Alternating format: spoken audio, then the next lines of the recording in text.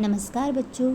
तो आज हम कक्षा 10वीं के हिंदी व्याकरण का एक नया टॉपिक पढ़ेंगे जो कि है ईमेल लेखन।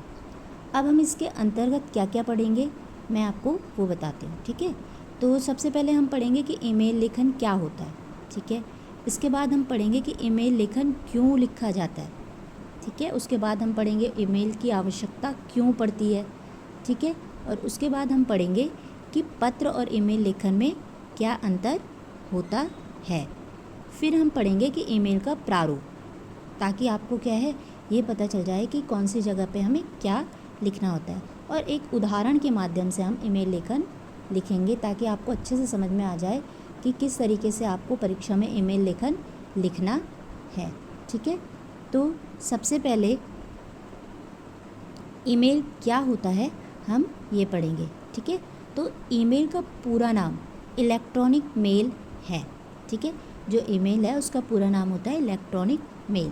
यह इंटरनेट के माध्यम से एक व्यक्ति से दूसरे व्यक्ति को भेजा जाने वाला डिजिटल यानी कि इलेक्ट्रॉनिक संदेश होता है, ठीक है। ईमेल के द्वारा हम टेक्स्ट, डॉक्यूमेंट, फ़ोटो, वीडियो आदि की जानकारी बहुत तेज़ी से, ये आप बात ध्यान में रखिए कि ईमेल के माध्यम से हम क्या है तेज़ी से कोई जानकारी दूसरे तक क्या है पहुंचा सकते हैं, चाहे वो कितना भी दूर क्यों ना हो। ईमेल क्यों लिखा जाता है, ठीक है। किसी को जानकारी देने के लिए क्या है ईमेल लिखा जाता है। आधिकारिक कार्य के लिए यानी कि ऑफिस वगैरह के कार्य के लिए, स्कूल के लिए, कॉलेज के लिए, एक ही समय में आप क्या है बहुत सारे स्कूल को जैसे क्या है ईमेल कर सकते हो। एक ही समय में आप बहुत सारे ऑफिस में तुरंत क्या है ईमेल करके क्या है वहाँ पे क्या है जानकारी दे सकते हैं।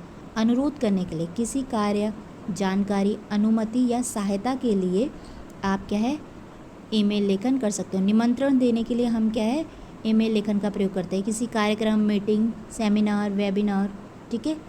आवेदन करने के लिए, नौकरी, प्रवेश, इंटर्नशिप आदि के आवेदन के लिए भी क्या है हम ईमेल लेखन का प्रयोग करते हैं। व्यापार और संचार के लिए, ठीक है, व्यापार के लिए भी हम ईमेल लेखन का प्रयोग करते हैं, जैसे ग्राहक, विक्रेता, सहयोगी, टीम आदि के लिए, ठीक है। अब ईमेल की आवश्यकता क्यों पड़ती है, क्योंकि जब हम पत्र लिख रहे हैं तो ईमेल की आवश्यकता हमें क्यों है, ठीक है। तो तेज़ संचार के लिए मैंने अभी आपको पढ़ाया था कि जो ईमेल है वो तेज़ी से कुछ सेकंड में ही क्या है आप चाहे कितने भी दूर क्यों ना हो वो तुरंत पहुंच जाता है। समय और धन की इसमें बचत होती है, ठीक है, कि आप क्या है घर बैठे बैठे भी ईमेल कर सकते हो, ठीक है। तो यहाँ और दूसरा धन की भी बचत होती है, जैसे डाक टिकट, लिफाफा, ठीक है। डाकघर जाने की आवश्यकता नहीं होती है, तो इससे आपको समय की बचत हो रही है। दस्तावेज़ भेजने के लिए, अगर आपको कोई फ़ोटो भेजनी है, पीडीएफ भेजनी है, प्रमाण पत्र भेजना है, आवेदन पत्र आदि भेजना है, तो आपको क्या है ईमेल के माध्यम से आप उन्हें तुरंत भेज सकते हैं। आधिकारिक कार्य के लिए, ठीक है, जो मैंने अभी आपको बताया कि स्कूल, कॉलेज, कार्यालय, बैंक, नौकरी, ठीक है, सरकारी कार्य के लिए ईमेल का प्रयोग किया जाता है। रिकॉर्ड सुरक्षित रखने के लिए, जैसे पत्र होते हैं तो उसमें हम रिकॉर्ड सुरक्षित नहीं रख सकते, लेकिन ईमेल चाहे कितना भी पुराना होगा वो क्या है सुरक्षित ही रहता है। एक साथ कई लोगों को संदेश भेजने के लिए, ये भी मैंने अभी आपको बताया था कि हम क्या है एक साथ बहुत सारे लोगों को ईमेल कर सकते हैं, ठीक है। अब हम पढ़ेंगे कि पत्र और ईमेल में क्या अंतर होता है। तो यह जो पत्र होता है वो कागज़ पर लिखा जाता है, जबकि जो ईमेल है वो मोबाइल, इंटरनेट, कंप्यूटर आदि पर प्रयोग किया जाता है। ये डाक द्वारा भेजा जाता है, जो पत्र है वो डाक द्वारा भेजा जाता है, जबकि जो ईमेल है इंटरनेट के माध्यम से भेजा जाता है। पहुंचने में कई दिन लग जाते हैं, ये क्या है यानी कि ये समय ले रहा है बहुत, कुछ ही सेकंड या मिनट में पहुंच जाता है, तो यानी कि ये हमारे समय की बचत कर रहा है। इसमें हम फ़ोटो, दस्तावेज अलग से भेजने पड़ते हैं, लेकिन इसमें हमें अलग से नहीं भेजने पड़ते हैं, हमें क्या है ईमेल के ही साथ क्या फ़ोटो, वीडियो, पीडीएफ अन्य फाइलें भेज सकते हैं। खर्च अधिक होता है, ठीक है, डाक टिकट वगैरह का खर्च आदि होता है, लेकिन इसमें क्या है इसमें कोई खर्चा नहीं होता है। रिकॉर्ड संभाल कर रखना कठिन होता है, क्योंकि ये पत्र पर लिख रहे हैं हम, ठीक है, किसी कागज़ पर लिख रहे हैं पत्र लेखन, तो क्या है इनको रिकॉर्ड को संभालना कठिन हो जाता है, जबकि ईमेल क्या है इनबॉक्स में काफ़ी समय तक सुरक्षित रहता है, हमेशा ही सुरक्षित रहता है। व्यक्तिगत स्पर्श यानी कि पर्सनल टच इसमें होता है, जबकि ईमेल में औपचारिक डिजिटल माध्यम होता है। अब हम पढ़ेंगे कि ईमेल की जगह पत्र क्यों लिखते हैं। जैसे आज अधिकांश विद्यालयों में, कार्यालयों में, कॉलेजों में, कंपनी, सरकारी संस्थानों में ईमेल का आधिकारिक संचार का माध्यम है, यानी कि बातचीत का माध्यम है। ईमेल तेज, सुविधाजनक, सुरक्षित और रिकॉर्ड योग्य होता है, यानी कि इसका रिकॉर्ड हम काफ़ी समय तक रख सकते हैं, खोने का कोई डर नहीं होता है। इसीलिए आवेदन, सूचना, अनुमति, दस्तावेज भेजने और औपचारिक संवाद के लिए ईमेल को प्राथमिकता, यहाँ पे ये प्राथमिकता है, ठीक है, प्राथमिकता दी जाती है, यानी कि इसे सबसे बढ़िया माना जाता है। अब आपकी याद रखने योग्य बातें ये है कि पत्र और ईमेल दोनों संचार के ही माध्यम होते हैं, ठीक है। इसके द्वारा हम क्या है, बातचीत का ही एक माध्यम है। पत्र पारंपरिक होता है, यानी कि पुराने समय से अब तक क्या है, शुरुआत से अब तक होते ही आ रहा है, ठीक है। लेकिन जो ईमेल है वो डिजिटल माध्यम है, यानी कि आधुनिक माध्यम है। जो पत्र है, जहाँ हमें तेज़ी से अपनी कोई बात पहुँचानी है तो वहाँ हम क्या है, ईमेल का प्रयोग करेंगे।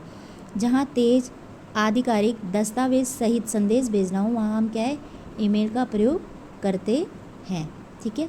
अब हम ईमेल का प्रारूप पढ़ेंगे कि ईमेल में किस तरीके से आपको ईमेल लिखना है। तो सबसे पहले होता है प्रेषक, यानी कि फ्रॉम, यानी कि आप लोग, क्योंकि अगर आप लोग ईमेल कर रहे हो तो सबसे पहले इसमें अपनी आईडी डालनी होती है। उसके बाद है प्राप्तकर्ता, यानी कि जिनको क्या है, ये ईमेल आप भेज रहे हो, ठीक है, तो उनकी आईडी यहाँ पे डालनी पड़ती है। ईमेल प्राप्त करने वाले व्यक्ति की या संस्था की, जैसे कोई विद्यालय को भेज रहे हैं, किसी बैंक को भेज रहे हैं, तो उनकी आईडी यहाँ पे डालनी पड़ती है। ये है सीसी या प्रतिलिपि, यानी कि कार्बन कॉपी इसे हम बोलते हैं और हिंदी में इसे प्रतिलिपि कहते हैं। जिन लोगों को आपको जानकारी देना चाहते हैं लेकिन उनसे उत्तर की अपेक्षा नहीं करते हैं वो, जैसे कि इसे हम एक उदाहरण के माध्यम से समझेंगे, ठीक है। जैसे स्कूल में कोऑर्डिनेटर्स होते हैं, ठीक है।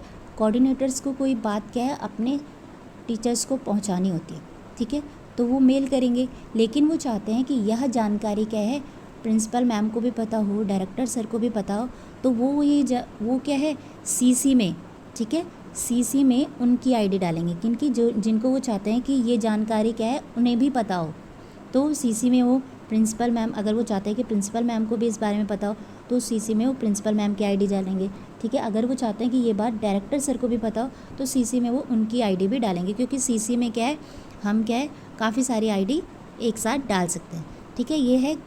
उसके बाद आता है गुप्त प्रतिलिपि, ठीक है। गुप्त प्रतिलिपि क्या होता है कि इसमें क्या है, जिन लोगों को आप गुप्त रूप से ईमेल भेजना चाहते हैं उनकी जानकारी अन्य प्राप्तकर्ताओं को नहीं दिखती है, ठीक है। जैसे मैंने किसी 2 व्यक्ति को दे दी, ठीक है, और मैंने क्या है, उनकी ईमेल आईडी बीसीसी में डाल दी, यानी कि गुप्त प्रतिलिपि में डाल दी, यानी कि ब्लाइंड कार्बन कॉपी में डाल दी है, तो वो एक दूसरे को क्या है, पता नहीं चलेगा कि मैंने क्या है उन दोनों को आईडी दिया, उन दोनों को आपस में पता नहीं चलेगी कि उन्हें भी, उसको भी ईमेल आई है और दूसरे व्यक्ति को भी ईमेल आई है, तो ब्लाइंड यानी कि एक दूसरे को, उन लोगों को पता नहीं चलेगा। अब आपका आता है विषय। उसके बाद क्या है, आप विषय डालोगे, विषय क्या है, संक्षिप्त होना चाहिए, ठीक है। दूसरा आप ये है कि ईमेल किस विषय में आप लिख रहे हो वो यहाँ पे आना चाहिए। फिर उसके बाद शिष्टाचार, यानी कि अभिवादन, शिष्टाचार वश शुरू में आप अभिवादन लिखते हैं। उसके बाद आता है विषय विस्तार, ठीक है, कि आप क्या है, ईमेल आपने क्यों लिखा है, उसके बाद आप ये लिखोगे, ठीक है। फिर उसके बाद आता है समापन, अंत में केवल धन्यवाद लिखते हैं। फिर आता है प्रेषक का पता या नाम, आपका ईमेल आईडी, नाम या अन्य विवरण जो ईमेल के अंत में आते हैं। कंप्यूटर में वो अपने आप ही आ जाता है, लेकिन आपको क्या है, पेपर में लिखना है तो आपको यहाँ पे लिखना पड़ेगा।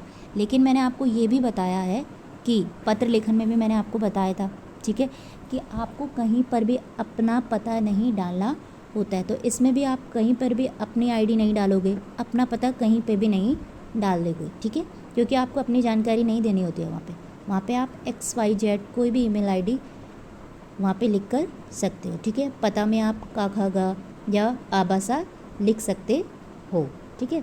उसके बाद हर ईमेल में कुछ ऐसी बातें हैं जो सामान्य पंक्तियाँ हैं जो आप लिख सकते हो, ठीक है। लेकिन अगर कुछ विद्यालय से आया है तो उसमें थोड़ा सा आपको चेंज करना पड़ेगा, वो मैं आपको अगले वाले उसमें जो अभी अगला बताऊँगी उसमें है, ठीक है। अभिवादन, अभी हमने पढ़ा ना कि अभिवादन भी हम लिखते हैं, तो अभिवादन में आप मान्यवर लिख सकते हैं, आदरणीय महोदय या महोदया लिख सकते हैं। महोदय आप वहाँ लिखोगे जहाँ क्या है किसी आप पुरुष को लिख रहे हो, ठीक है। ईमेल किसी पुरुष को भेज रहे हो तो महोदय वहाँ पे लिखोगे, और जहाँ किसी स्त्री को भेज रहे हो तो वहाँ पे महोदया आएगा, ठीक है। फिर विषय विस्तार में ये कुछ पंक्तियाँ हैं जिससे आप क्या है, लेकिन अगर क्या है विद्यालय को आपको ईमेल भेजना है तो उसमें इन पंक्तियों का आप प्रयोग नहीं करोगे, ठीक है। मैं आपको यह ईमेल डैश विषय में लिख रहा हूँ, यानी कि यहाँ पे आप कारण दोगे, ठीक है।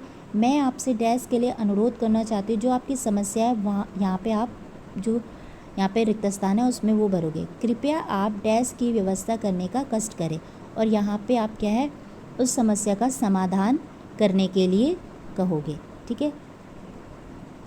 और फिर आप लिखोगे, यहाँ पे आप देख रहे होंगे कि समापन, ठीक है। तो समापन में आपने सिर्फ सा धन्यवाद लिखना है, ठीक है। प्रेषक में आपको आपका नाम, अभी मैंने बताया है कि आपको अपना नाम नहीं लिखना है, वहाँ पे क ख ग डाल सकते हो, ठीक है। फिर कक्षा और विद्यालय का नाम, तो ये भी आपको नहीं लिखना है वहाँ पे, ठीक है। वहाँ पे आप अबसा डाल सकते हो, ठीक है। इसके बाद हम पढ़ेंगे कि ईमेल का प्रारूप। यहाँ पे एक बार संक्षिप्त रूप से आप देख लीजिए ताकि आपको अच्छे से आ जाए। प्रेषक, प्राप्तकर्ता, प्रतिलिपि यानी कि सीसी, बीसीसी यानी कि गुप्त प्रतिलिपि, इसको बीसीसी यानी कि ब्लाइंड कार्बन कॉपी। फिर है विषय यानी कि सब्जेक्ट, फिर है अभिवादन जो आपको अभी बताएगा, विषय विस्तार, फिर धन्यवाद, आपका नाम जो कि आप वहाँ पे नहीं डालोगे, ठीक है। आप काखगा आभासा या कुछ भी डाल सकते हो। ईमेल आईडी वो भी आप वहाँ पे नहीं डालोगे, वो भी आपको बना के वहाँ पे लिखनी पड़ेगी। मोबाइल नंबर, ठीक है, अपना मोबाइल नंबर नहीं लिखोगे आप, ठीक है। तो ध्यान देने योग्य बात है कि ईमेल लिखते समय आपको कौन कौन सी बातें ध्यान में रखनी है। ईमेल का विषय स्पष्ट और संक्षिप्त होना चाहिए, ठीक है। भाषा शिष्ट सरल शुद्ध होनी चाहिए। अनावश्यक लंबी चौड़ी बातें ना लिखें, जो कि मैंने आपको सूचना लेखन में भी बताई थी कि अनावश्यक बातें ना लिखें, और विषय विस्तार ज़्यादा बढ़ाए नहीं। ईमेल को बार बार पढ़कर जांच ले ताकि कोई गलती ना हो। समय पर उत्तर दे और धन्यवाद देना ना भूलें। अगर आपको कोई ईमेल आया है तो उसका उत्तर आप समय पर दें, ठीक है। उदाहरण के विषय जैसे कि आपके कुछ नमूने किस किस पे आपको ईमेल लिख सकते हो। अवकाश के लिए, पुस्तक बैंक आईडी, कार्यक्रम में भाग लेने के अनुरोध के लिए, शिकायत दर्ज करने के लिए, जानकारी के लिए, इन टॉपिक पर आप क्या है ईमेल लिख सकते हो।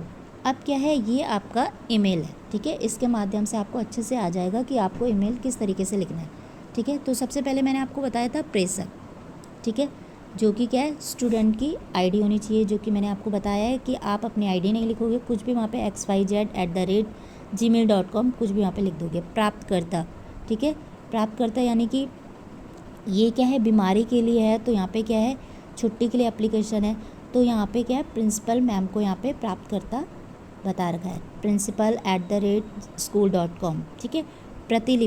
प्रतिलिपि मैंने आपको बताया है ना कि अगर आप चाहते हो कि आपको क्या है ये जानकारी किसी और को भी देनी है, तो यहाँ पे देखिए आप देख रहे होंगे कि क्लास टीचर को क्या है जो छुट्टी की है वो जानकारी आपको अपने क्लास टीचर को भी देनी है, तो यहाँ पे क्लास टीचर का आ रखा है।